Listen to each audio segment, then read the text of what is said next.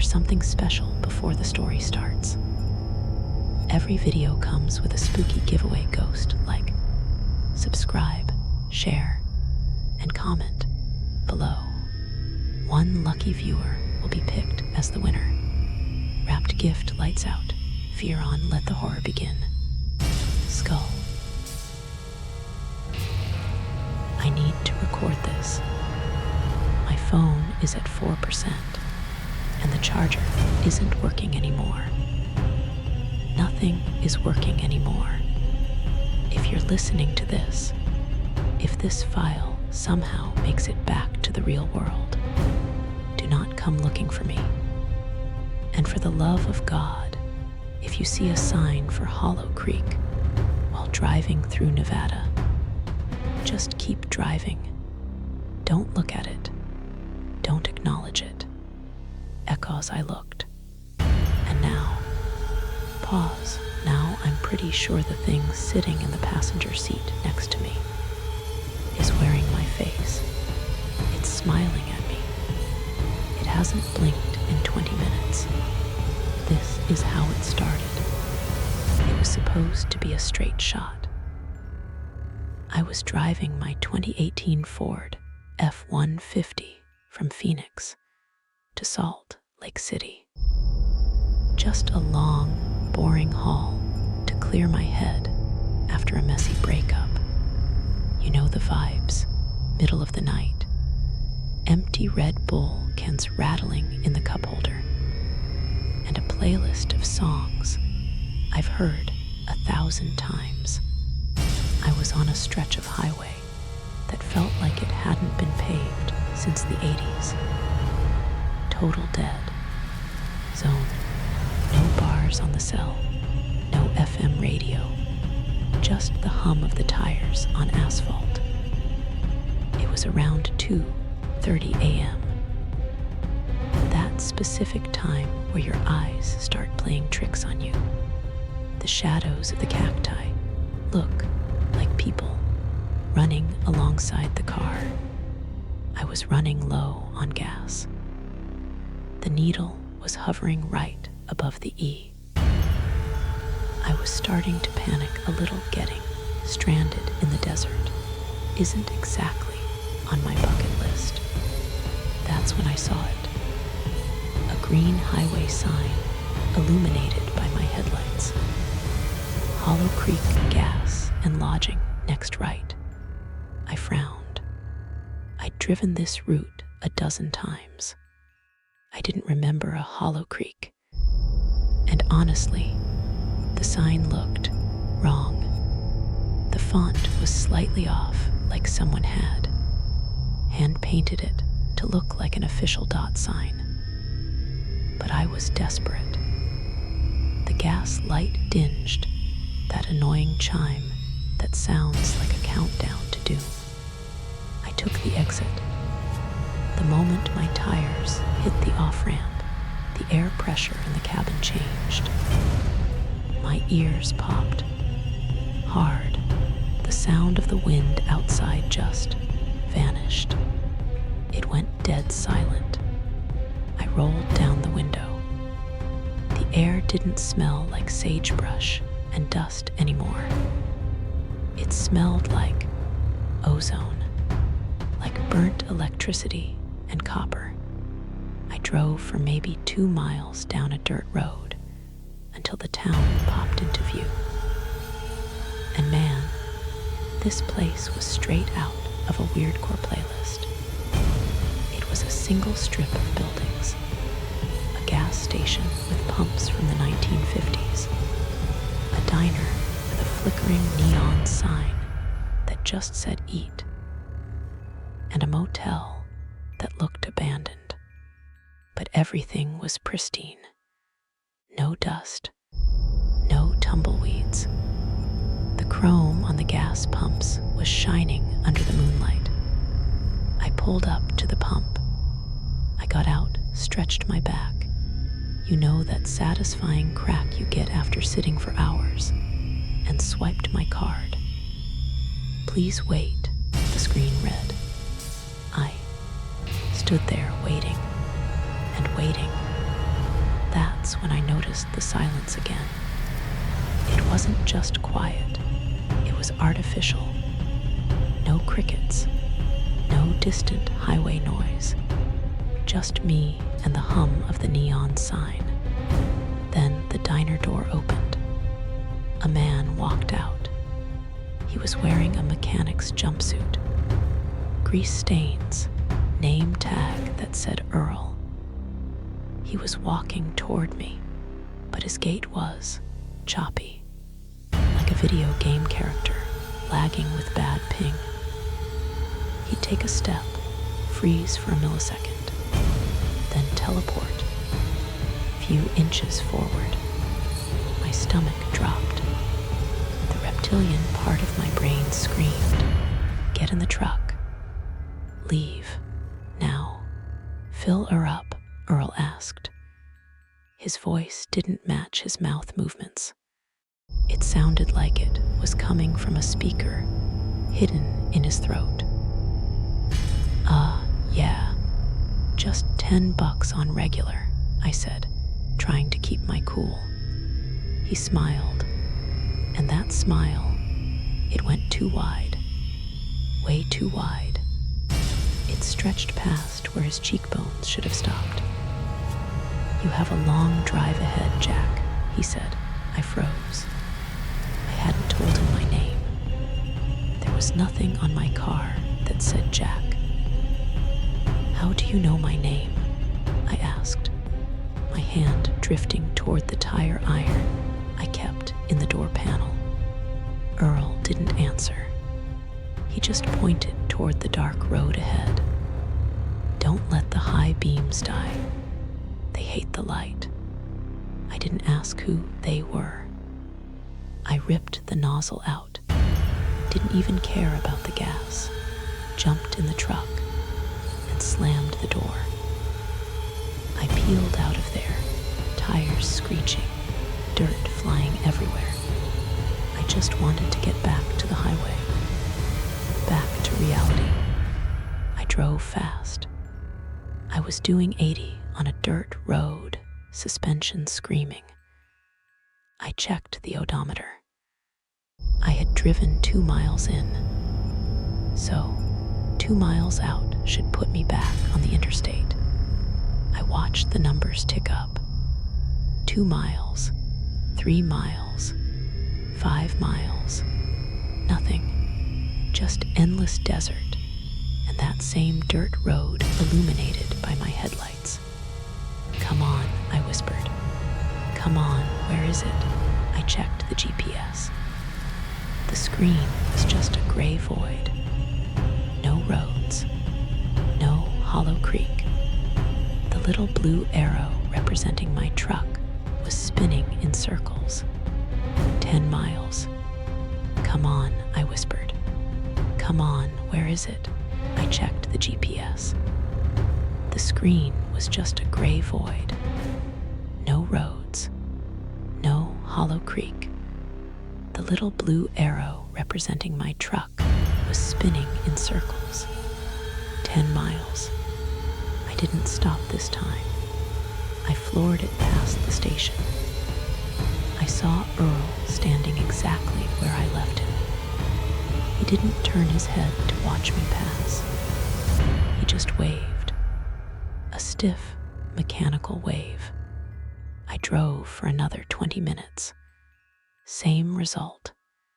The gas station appeared again. I was in a loop. Panic set in, real, ugly panic. I slammed on the brakes right in the middle of the town. I needed answers. I grabbed the tire iron and marched into the diner. The bell above the door jingled. Inside, it smelled like rotten meat covered in heavy perfume. There were 3 people sitting at the booths, but they weren't eating. They were just sitting, staring at the empty tables. "Hey," I yelled. "How do I get out of here? Which way to the interstate?" No one moved. I walked up to the closest booth an old lady in a floral dress. "Ma'am," I touched her shoulder. She collapsed. Not like she fainted, like she was made of empty clothes. The dress crumpled to the seat. There was nobody inside, just a pile of fabric. I backed away, hyperventilating. I looked at the guy at the counter. He was facing away from me. "Hey, talk to me, man. What is this place?" The guy slowly turned around on the stool. My blood turned to slush. The guy was me. Same flannel shirt, same beard, same scar on the left eyebrow. He looked at me with tired, dead eyes.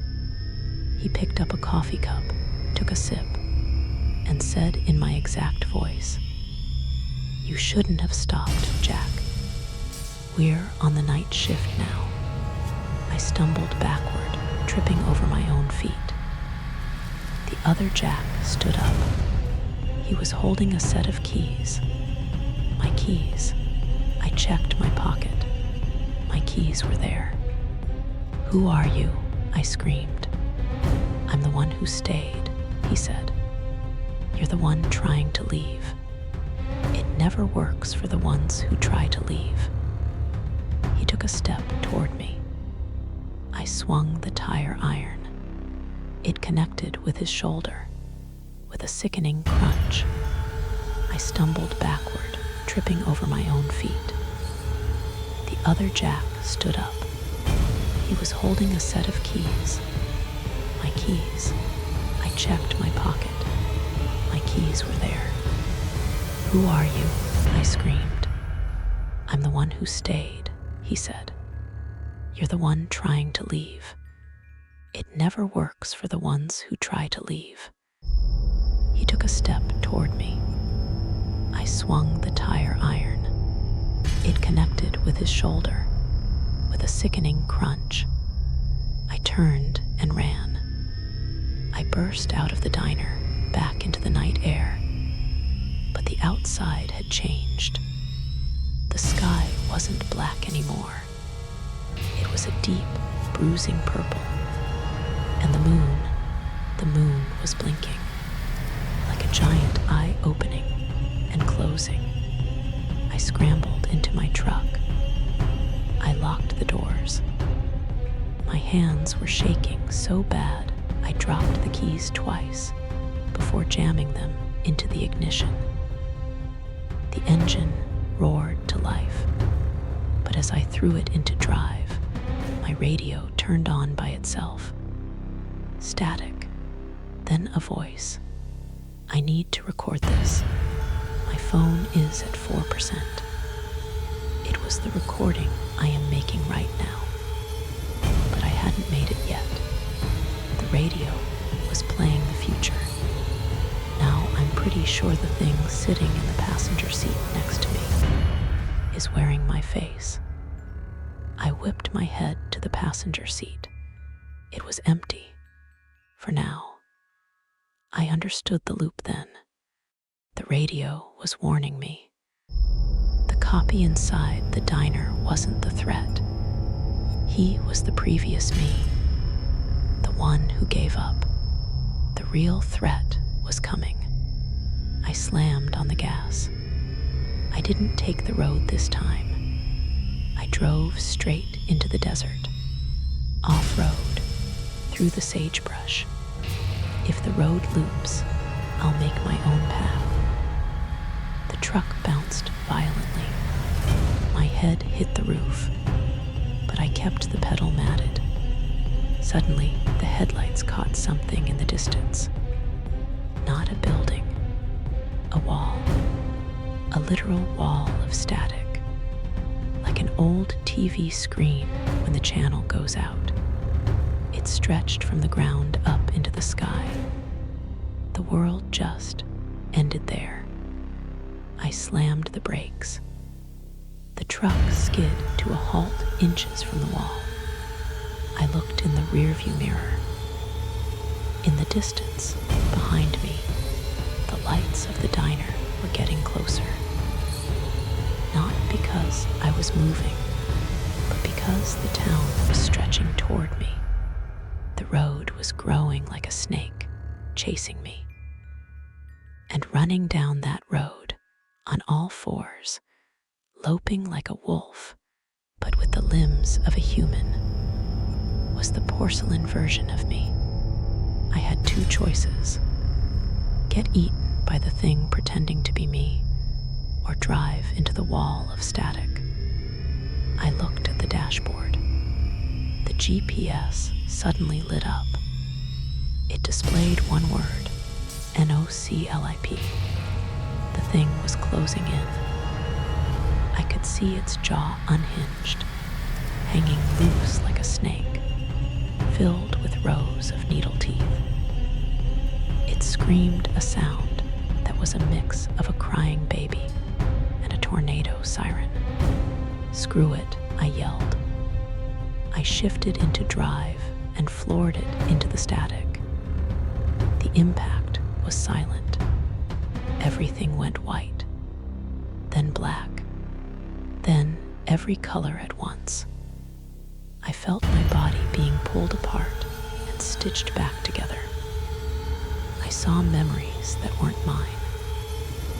I saw the gas station built in 1952. I saw a nuclear test in the desert.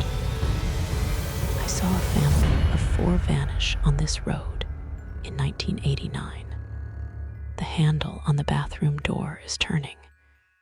If you are listening to this, do not take the exit. And if you see someone who looks like you on the side of the road, don't stop. I saw a semi-truck pass by, blasting its horn at me because I was parked perpendicular to the traffic lanes. I laughed. I actually laughed. I was crying and laughing. I fumbled for the door handle and fell out onto the asphalt. I kissed the ground. I touched the gritty, dirty road. It was real. A cop car pulled up behind me with lights flashing. An officer stepped out. "Son, you okay? You're blocking the passing lane." "I'm okay," I choked out. I got lost. The officer looked at my truck. Then he looked at me with a weird expression. "Lost? Son, where did you come from? There isn't an exit for 50 miles back that way." "Hollow Creek," I said without thinking. The officer's face went pale. He took a step back, his hand resting on his holster. "What did you say?" "Hollow Creek, the exit." The officer stared at me for a long time. Then he shook his head. "Get in your truck. Follow me to the station." "We don't say that name out here." I got back in the truck. The officer walked back to his cruiser. As I reached to close my door, I glanced at the passenger seat. There was a receipt sitting there. A receipt from the diner. It was dated for tomorrow. And on the back, written in something that looked like oil, was a message. "Thanks for the ride out." That was 3 days ago. I'm in a motel in Utah now. I haven't slept. I can't sleep. Because every time I close my eyes, I see the map of that town. And I realize it wasn't a town. It was a digestive system. And I didn't escape. I think I was let go. Or maybe I was just the carrier. Remember how I said the radio warned me that the thing in the passenger seat was wearing my face? I've been looking in the mirror for the last hour, just staring at myself. Everything looks normal. My beard, my scar. But 5 minutes ago, I sneezed. And for a split second, my reflection didn't close its eyes. It just watched me. I checked into this room alone. I locked the door with the deadbolt and the chain, but I can hear breathing coming from the bathroom. I'm recording this because I need proof that I was real, that I was the original Jack. The breathing has stopped,